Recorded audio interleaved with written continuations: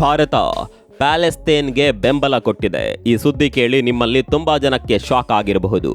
ಇಡೀ ಜಗತ್ತಿಗೆ ಗೊತ್ತಿರುವ ಹಾಗೆ ಇಸ್ರೇಲ್ ದೇಶದ ಅತ್ಯಂತ ಆಪ್ತ ಗೆಳೆಯ ಯಾರು ಅಂದ್ರೆ ಅದು ನಮ್ಮ ಹೆಮ್ಮೆಯ ಭಾರತ. ಹೌದು, ಕಷ್ಟದ ಕಾಲದಲ್ಲೆಲ್ಲ ಭಾರತ ಇಸ್ರೇಲ್ ಪರ ನಿಂತಿದೆ. ಇಸ್ರೇಲ್ ಕೂಡ ಭಾರತಕ್ಕೆ ನಿಷ್ಠಾವಂತ ಗೆಳೆಯನಾಗಿದೆ. ಆದರೆ ಈಗ ಇದೇ ಇಸ್ರೇಲ್ ದೇಶದ ರಕ್ತದ ಇತಿಹಾಸ ಬರೆಯುತ್ತಿರುವ, ಬಾಂಬ್ಗಳ ಜ್ವಾಲೆಯಲ್ಲಿ ಬೆಂದು ಹೋಗುತ್ತಿರುವ ಅದೇ ಪ್ಯಾಲೆಸ್ತೀನ್ ಮಣ್ಣಿಗೆ ಭಾರತದ ಉನ್ನತ ಅಧಿಕಾರಿಯೊಬ್ಬರು ಸದ್ದಿಲ್ಲದೆ ಧುಮುಕಿದ್ದಾರೆ. ಇಸ್ರೇಲ್ನ ಆಪ್ತ ಮಿತ್ರ ಭಾರತ ಇವತ್ತು ಪ್ಯಾಲೆಸ್ತೇನ್ಗೆ ಜಾಗತಿಕ ಮಟ್ಟದಲ್ಲಿ ಅತಿ ದೊಡ್ಡ ಬೆಂಬಲ ಘೋಷಣೆ ಮಾಡಿದೆ. ಇಡೀ ಜಗತ್ತು ಇವತ್ತು ಇಸ್ರೇಲ್ ಕಡೆ ಮುಖ ಮಾಡಿರುವಾಗ ಭಾರತ ಸರ್ಕಾರ ಮಾತ್ರ ಪ್ಯಾಲೆಸ್ತೀನ್ ಪರವಾಗಿ ಮತ್ತೊಮ್ಮೆ ಗರ್ಜಿಸಿದೆ. ಭಾರತದ ಈ ನಡೆಯ ಹಿಂದೆ ಜಾಗತಿಕ ರಾಜಕೀಯದ ಯಾವ ಬೃಹತ್ ಲೆಕ್ಕಾಚಾರಗಳಿವೆ? ನಮ್ಮ ವಿದೇಶಾಂಗ ಇಲಾಖೆಯ ಉನ್ನತ ಸೆಕ್ರೆಟರಿಯೊಬ್ಬರು ಅರಬ್ ಜಗತ್ತಿಗೆ ಭೇಟಿ ನೀಡಿ ಮಾಡಿದ ಆ ಸಂಚಲನ ಸೃಷ್ಟಿಸಿದ ಘೋಷಣೆ ಏನು? ಇಸ್ರೇಲ್ನ ಎದುರಾಳಿ ಪ್ಯಾಲೆಸ್ತೀನ್ ಪರವಾಗಿ ಭಾರತ ಇಡೀ ಜಗತ್ತೇ ಬೆಚ್ಚಿ ಬೀಳುವಂತಹ ನಿಲುವನ್ನ ತಳೆದಿದ್ದೇಕೆ? ಇದು ಇಸ್ರೇಲ್ಗೆ ಭಾರತ ಮಾಡಿದ ದ್ರೋಹನ ಅಥವಾ ಇದರ ಹಿಂದೆ ಭಾರತದ ಅತಿ ದೊಡ್ಡ ಜಾಗತಿಕ ಮಾಸ್ಟರ್ ಸ್ಟ್ರೋಕ್ ಅಡಗಿದ್ಯಾ? ಎಲ್ಲವನ್ನ ಡೀಟೇಲ್ ಆಗಿ ತೋರಿಸ್ತೀವಿ. ಸ್ನೇಹಿತರೆ ನಮಸ್ಕಾರ. ಚರಿತ್ರೆ ಮತ್ತೊಂದು ವಿಡಿಯೋಗೆ ನಿಮಗೆಲ್ಲ ಪ್ರೀತಿಯ ಸ್ವಾಗತ.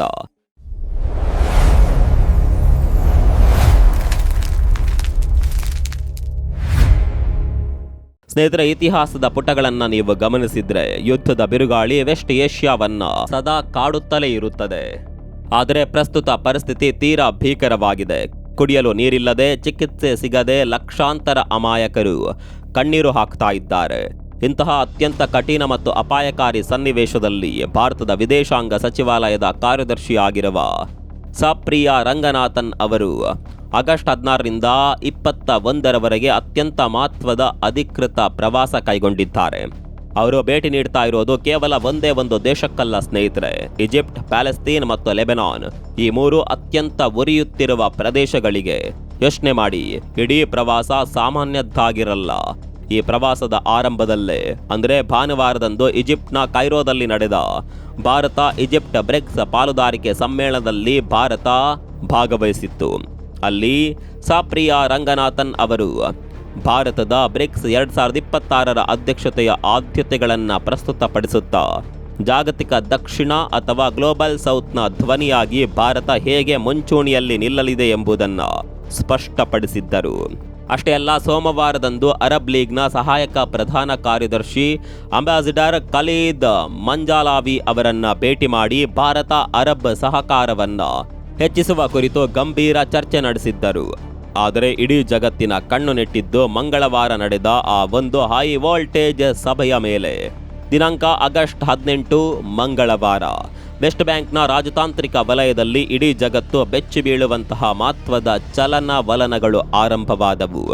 ಭಾರತದ ವಿದೇಶಾಂಗ ಇಲಾಖೆಯ ಸೆಕ್ರೆಟರಿ ಸಪ್ರಿಯಾ ರಂಗನಾಥನ್ ಅವರು ನೇರವಾಗಿ ಪ್ಯಾಲೆಸ್ತೀನ್ ದೇಶದ ವಿದೇಶಾಂಗ ಮತ್ತು ವಲಸಿಗರ ಸಚಿವರಾದ ವರ್ಸೇನ್ ಅಫಾಬೇಕಿಯಾನ್ ಶಾಹೀನ್ ಅವರನ್ನ ಭೇಟಿಯಾಗ್ತಾರೆ. ಸ್ನೇಹಿತರೆ, ಭಾರತ ಇಸ್ರೇಲ್ನ ಆಪ್ತ ಸ್ನೇಹಿತನಾಗಿರೋದ್ರಿಂದ ಪ್ಯಾಲೆಸ್ತೀನ್ ಬಗೆಗಿನ ತನ್ನ ಧೋರಣೆಯನ್ನ ಬದಲಾಯಿಸಿಕೊಳ್ಳಬಹುದು ಅಂತ ಎಲ್ಲರೂ ಅಂದುಕೊಂಡಿದ್ರು.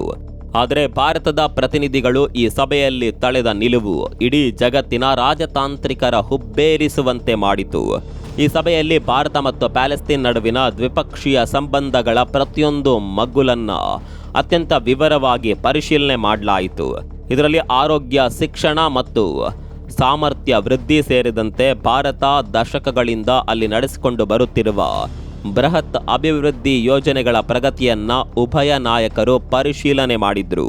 ಪ್ಯಾಲೆಸ್ತೀನ್ ವಿದೇಶಾಂಗ ಸಚಿವೆ ಶಾಹೀನ್ ಅವರು ಇದೇ ವರ್ಷದ ಜನವರಿಯಲ್ಲಿ ಭಾರತಕ್ಕೆ ಯಶಸ್ವಿ ಭೇಟಿ ನೀಡಿದ್ದನ್ನು ನೆನಪಿಸಿಕೊಂಡು ಭಾರತ ನೀಡುತ್ತಿರುವ ನಿರಂತರ ವಿದ್ಯಾರ್ಥಿ ವೇತನಗಳು, ಅಭಿವೃದ್ಧಿ ಯೋಜನೆಗಳು ಮತ್ತು ವಿಶ್ವಸಂಸ್ಥೆಯ ಏಜೆನ್ಸಿಗಳಿಗೆ ನೀಡ್ತಾ ಇರುವ ಕೊಡುಗೆಗಳನ್ನು ಮುಕ್ತ ಕಂಠದಿಂದ ಶ್ಲಾಘನೆ ಮಾಡಿದ್ರು.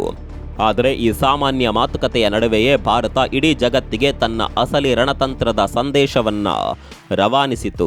ಹೌದು ಸ್ನೇಹಿತರೆ, ಇಡೀ ಜಗತ್ತೇ ಇಸ್ರೇಲ್ ಪ್ಯಾಲೆಸ್ತೀನ್ ಯುದ್ಧದ ಜ್ವಾಲೆಯಲ್ಲಿ ಬೆಂದು ಹೋಗುತ್ತಿರುವಾಗ ಭಾರತ ಅತ್ಯಂತ ಸ್ಪಷ್ಟವಾಗಿ ಮತ್ತು ಗಟ್ಟಿಯಾಗಿ ತನ್ನ ದೀರ್ಘಕಾಲದ ನಿಲುವನ್ನ ಜಗತ್ತಿನ ಮುಂದೆ ಪುನರುಚ್ಚರಿಸಿದೆ. ಭಾರತ ಹೇಳಿದ್ದು ಕೇವಲ ಒಂದೇ ಒಂದು ಮಾತು, ಅದುವೇ ನೆಗೋಷಿಯೇಟೆಡ್ ಟೂ ಸ್ಟೇಟ್ ಸೊಲ್ಯೂಷನ್ ಅಥವಾ ಮಾತುಕತೆಯ ಮೂಲಕ ಇತ್ಯರ್ಥವಾಗುವ ದ್ವಿರಾಷ್ಟ್ರ ಪರಿಹಾರ. ಇದರ ಅಸಲಿ ಅರ್ಥ ಏನು ಗೊತ್ತಾ? ಇಸ್ರೇಲ್ ಪಕ್ಕದಲ್ಲೇ ಒಂದು ಸ್ವತಂತ್ರ, ಸಾರ್ವಭೌಮ ಮತ್ತು ಶಾಂತಿಯುತ ಪ್ಯಾಲೆಸ್ತೇನ್ ರಾಷ್ಟ್ರ ನಿರ್ಮಾಣವಾಗಬೇಕು. ಎರಡು ದೇಶಗಳು ಅಂತಾರಾಷ್ಟ್ರೀಯ ಕಾನೂನುಗಳಿಗೆ ಗೌರವ ನೀಡಿ ಪರಸ್ಪರ ಒಪ್ಪಿತವಾದ ಸುರಕ್ಷಿತ ಗಡಿಯೊಳಗೆ ಅತ್ಯಂತ ನೆಮ್ಮದಿಯಿಂದ ಪಕ್ಕದಲ್ಲೇ ಬಾಳಬೇಕು ಅನ್ನೋದು ಭಾರತದ ದೃಢವಾದ ನಿಲುವು. ದಶಕಗಳಿಂದಲೂ ಭಾರತ ಪ್ಯಾಲೆಸ್ತೀನ್ನ ಈ ರಾಷ್ಟ್ರತ್ವದ ಹಕ್ಕನ್ನ ಮತ್ತು ಪ್ಯಾಲೆಸ್ತೇನ್ ಜನರನ್ನ ಸತತವಾಗಿ ಬೆಂಬಲಿಸುತ್ತಾ ಬಂದಿದೆ. ಅನೇಕ ದೇಶಗಳು ಯುದ್ಧದಲ್ಲಿ ಒಂದು ಬದಿಯನ್ನ ಮಾತ್ರ ಕುರುಡಾಗಿ ಬೆಂಬಲಿಸುತ್ತಿದ್ದರೆ, ಭಾರತ ಮಾತ್ರ ಇಸ್ರೇಲ್ನ ಆಪ್ತ ಸ್ನೇಹವನ್ನ ಕೂಡ ಉಳಿಸಿಕೊಂಡು ಇನ್ನೊಂದೆಡೆ ಪ್ಯಾಲೆಸ್ತೀನ್ನ ಸ್ವತಂತ್ರ ಅಸ್ತಿತ್ವಕ್ಕೂ ಬಲವಾದ ಒತ್ತಾಯ ಹೇರ್ತಾ ಇದೆ. ಇದು ಭಾರತದ ಪ್ರಬುದ್ಧ ವಿದೇಶಾಂಗ ನೀತಿಯ ಮ್ಯಾಜಿಕ್. ಆದರೆ ಸ್ನೇಹಿತರೆ, ಭಾರತ ಕೇವಲ ಒಣ ಸಿದ್ಧಾಂತಗಳ ಬಗ್ಗೆ ಮಾತ್ರ ಮಾತನಾಡೋದಿಲ್ಲ. ಸಭೆಯಲ್ಲಿ ಉದ್ಭವಿಸಿದ ಅತ್ಯಂತ ಮಹತ್ವದ ಮತ್ತು ಭಾವನಾತ್ಮಕ ಕ್ಷಣ ಅಂದರೆ ಅದು ಗಾಜಾದ ಇವತ್ತಿನ ಬಿಕ್ಕಟ್ಟು. ಭಾರತದ ಉನ್ನತ ಪ್ರತಿನಿಧಿ ಸಪ್ರಿಯಾ ರಂಗನಾಥನ್ ಅವರು ಗಾಜಾದಲ್ಲಿ ಉಂಟಾಗಿರುವ ಅತ್ಯಂತ ಭೀಕರ ಮಾನವೀಯ ಪರಿಸ್ಥಿತಿಯ ಬಗ್ಗೆ ಭಾರತಕ್ಕಿರುವ ತೀವ್ರವಾದ ಕಳವಳ ಮತ್ತು ಆತಂಕವನ್ನು ಪ್ಯಾಲೆಸ್ತೀನ್ ವಿದೇಶಾಂಗ ಸಚಿವರ ಮುಂದೆ ಅತ್ಯಂತ ಗಂಭೀರವಾಗಿ ವ್ಯಕ್ತಪಡಿಸಿದರು. ಅಲ್ಲಿನ ಜನರಿಗೆ ಚಿಕಿತ್ಸೆ ಸಿಗ್ತಾ ಇಲ್ಲ, ಸೂರಿಲ್ಲದೆ ಅಮಾಯಕರು ಸಾಯುತ್ತಿದ್ದಾರೆ. ಈ ದುರಂತಕ್ಕೆ ತಕ್ಷಣವೇ ಬ್ರೇಕ್ ಬೀಳಬೇಕು ಅಂತ ಭಾರತ ಪ್ರತಿಪಾದಿಸಿದೆ. ಅಷ್ಟೇ ಅಲ್ಲ ಸ್ನೇಹಿತರೆ, ಭಾರತ ಕೇವಲ ಆತಂಕ ವ್ಯಕ್ತಪಡಿಸಿ ಸುಮ್ಮನಾಗಲಿಲ್ಲ. ಗಾಜಾದ ಜನರಿಗೆ ಯಾವುದೇ ಅಡೆತಡೆ ಇಲ್ಲದೆ ಅತ್ಯಂತ ಸುಗಮವಾಗಿ ಮತ್ತು ನಿರಂತರವಾಗಿ ಮಾನವೀಯ ನೆರವು ತಲುಪಬೇಕು ಅನ್ನೋದನ್ನು ಭಾರತ ಅತ್ಯಂತ ಗಟ್ಟಿಯಾಗಿ ಒತ್ತಿ ಹೇಳಿದೆ. ಯುದ್ಧದ ನಡುವೆಯೂ ಜನರ ಜೀವ ಉಳಿಸೋದು ಜಗತ್ತಿನ ಮೊದಲ ಆದ್ಯತೆಯಾಗಬೇಕು ಎಂದು ಭಾರತ ಜಾಗತಿಕ ಸಮುದಾಯಕ್ಕೆ ಬಿಸಿ ಮುಟ್ಟಿಸಿದೆ. ಈಗ ನೀವೇ ಯೋಚನೆ ಮಾಡಿ ಸ್ನೇಹಿತರೆ, ಇವತ್ತು ಜಗತ್ತು ಎರಡು ಬಣಗಳಾಗಿ ವಿಂಗಡಣೆಯಾಗಿದೆ. ಒಂದು ಕಡೆ ಇಸ್ರೇಲ್ ಬೆಂಬಲಿಗರು, ಇನ್ನೊಂದು ಕಡೆ ಪ್ಯಾಲೆಸ್ತೀನ್ ಪರ ಇರುವವರು. ಆದರೆ ಭಾರತದ ಈ ನಿಲುವಿನ ಹಿಂದೆ ಒಂದು ಅತ್ಯಂತ ಸುಂದರ ಹಾಗೂ ಪ್ರಬುದ್ಧ ಜಾಗತಿಕ ಸಂದೇಶ ಅಡಗಿದೆ. ಭಾರತ ಸ್ಪಷ್ಟವಾಗಿ ಹೇಳಿದೆ, ಬಾಂಬ್ಗಳಿಂದ ಅಥವಾ ಯುದ್ಧಗಳಿಂದ ಶಾಂತಿ ತರೋದಕ್ಕೆ ಎಂದಿಗೂ ಸಾಧ್ಯವಿಲ್ಲ. ಇದಕ್ಕಿರುವ ಏಕೈಕ ದಾರಿ ಎಂದರೆ ಡೈಲಾಗ್ ಆ್ಯಂಡ್ ಡಿಪ್ಲೊಮಸಿ ಅಥವಾ ಮುಕ್ತ ಮಾತುಕತೆ ಮತ್ತು ರಾಜತಾಂತ್ರಿಕತೆ. ಮುಚ್ಚಿದ ಬಾಗಿಲಿನ ಸಭೆಗಳಲ್ಲಿ ಕೂತು ನಡೆಸುವ ಶಾಂತಿ ಮಾತುಕತೆಗಳ ಮೂಲಕ ಮಾತ್ರವೇ ಈ ದೀರ್ಘಾವಧಿಯ ಸಂಘರ್ಷಕ್ಕೆ ಒಂದು ಶಾಶ್ವತ ಮತ್ತು ಸುಭದ್ರ ರಾಜಕೀಯ ಪರಿಹಾರ ಹುಡುಕಲು ಸಾಧ್ಯ. ಈ ಮಾತುಕತೆಗಳ ಪ್ರಕ್ರಿಯೆಗೆ ಮತ್ತು ಈ ಭಾಗದಲ್ಲಿ ಶಾಂತಿ ಹಾಗೂ ಸ್ಥಿರತೆಯನ್ನು ಮರುಸ್ಥಾಪಿಸಲು ನಡೆಸುವ ಪ್ರತಿಯೊಂದು ಪ್ರಾಮಾಣಿಕ ಪ್ರಯತ್ನಕ್ಕೂ ಭಾರತ ತನ್ನ ಸಂಪೂರ್ಣ ಬೆಂಬಲ ನೀಡಲಿದೆ ಎಂದು ಭಾರತ ಭರವಸೆ ನೀಡಿದೆ. ಸ್ನೇಹಿತರೆ, ಇವತ್ತು ಭಾರತ ಮತ್ತು ಪ್ಯಾಲೆಸ್ತೀನ್ ಬಾಂಧವ್ಯ ಇಷ್ಟು ಗಟ್ಟಿಯಾಗಿ ನಿಲ್ಲಲು ಇವತ್ತಿನ ಭೇಟಿ ಮಾತ್ರ ಕಾರಣವಲ್ಲ. ಇದರ ಅಡಿಪಾಯ ಹಾಕಿದ್ದು ಇದೇ ವರ್ಷದ ಜನವರಿಯಲ್ಲಿ. ಹೌದು, ಪ್ಯಾಲೆಸ್ತೀನ್ ವಿದೇಶಾಂಗ ಸಚಿವೆ ವರ್ಷನ್ ಅಫಾಬೇಕಿಯಾನ್ ಶಾಹಿನ್ ಅವರು ಜನವರಿಯಲ್ಲಿ ಭಾರತಕ್ಕೆ ಅತ್ಯಂತ ಯಶಸ್ವಿ ಪ್ರವಾಸ ಕೈಗೊಂಡಿದ್ದರು. ಅವತ್ತೇ ಭಾರತ ಪ್ಯಾಲೆಸ್ತೀನ್ ಜನರಿಗೆ ಎಂದಿಗೂ ಕೈ ಬಿಡೋದಿಲ್ಲ ಅನ್ನುವ ಭರವಸೆ ನೀಡಿತ್ತು. ಈಗ ಆ ಭರವಸೆಯನ್ನು ಉಳಿಸಿಕೊಂಡಿದೆ. ಹಾಗಾದರೆ ಮುಂದೇನಾಗಬಹುದು? ಭಾರತದ ಈ ಐತಿಹಾಸಿಕ ಭೇಟಿ ಜಾಗತಿಕ ರಾಜಕೀಯದಲ್ಲಿ ಸಂಚಲನ ಮೂಡಿಸೋದ್ರಲ್ಲಿ ಯಾವುದೇ ಸಂಶಯವಿಲ್ಲ. ಮುಂದಿನ ದಿನಗಳಲ್ಲಿ ಭಾರತ ಬ್ರಿಕ್ಸ್ 2026ರ ಅಧ್ಯಕ್ಷತೆಯನ್ನು ವಹಿಸಿಕೊಳ್ತಾ ಇರೋದ್ರಿಂದ ವೆಸ್ಟ್ ಏಷ್ಯಾದ ಈ ಮಹಾ ಬಿಕ್ಕಟ್ಟನ್ನು ಬಗೆಹರಿಸಲು ಮತ್ತು ಗಾಜಾದ ಜನರಿಗೆ ನ್ಯಾಯಯುತ ನೆರವು ಸಿಗುವಂತೆ ಮಾಡಲು ಭಾರತ ಇನ್ನು ದೊಡ್ಡ ಮಟ್ಟದ ಅಂತಾರಾಷ್ಟ್ರೀಯ ಒತ್ತಡವನ್ನು ಸೃಷ್ಟಿಸಲಿದೆ ಎಂಬ ಮುನ್ಸೂಚನೆ ಸಿಗ್ತಾ ಇದೆ. ಭಾರತದ ಈ ಶಾಂತಿ ಮಂತ್ರಕ್ಕೆ ಇಡೀ ಜಗತ್ತು ಒಪ್ಪಲೇಬೇಕಾದ ಅನಿವಾರ್ಯತೆ ಸೃಷ್ಟಿಯಾಗಿದೆ.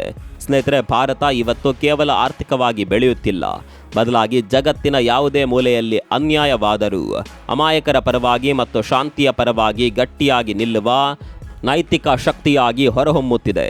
ಇಸ್ರೇಲ್ನೊಂದಿಗೆ ಸ್ನೇಹವಿದ್ದರೂ ಪ್ಯಾಲೆಸ್ತೀನ್ನ ಜನರ ನ್ಯಾಯಯುತ ಹಕ್ಕುಗಳ ಪರವಾಗಿ ಭಾರತ ಕೈಗೊಂಡಿರುವ ಈ ಹೆಜ್ಜೆ ಇಡೀ ವಿಶ್ವವೇ ಭಾರತದ ನಾಯಕತ್ವವನ್ನು ಗೌರವಿಸುವಂತೆ ಮಾಡಿದೆ. ಆದರೆ ಭಾರತದ ಈ ನಿರ್ಧಾರದಿಂದ ಇಸ್ರೇಲ್ ಕೋಪಗೊಳ್ಳುತ್ತಾ ಅನ್ನುವ ಪ್ರಶ್ನೆ ಖಂಡಿತವಾಗಿಯೂ ಮೂಡುತ್ತೆ.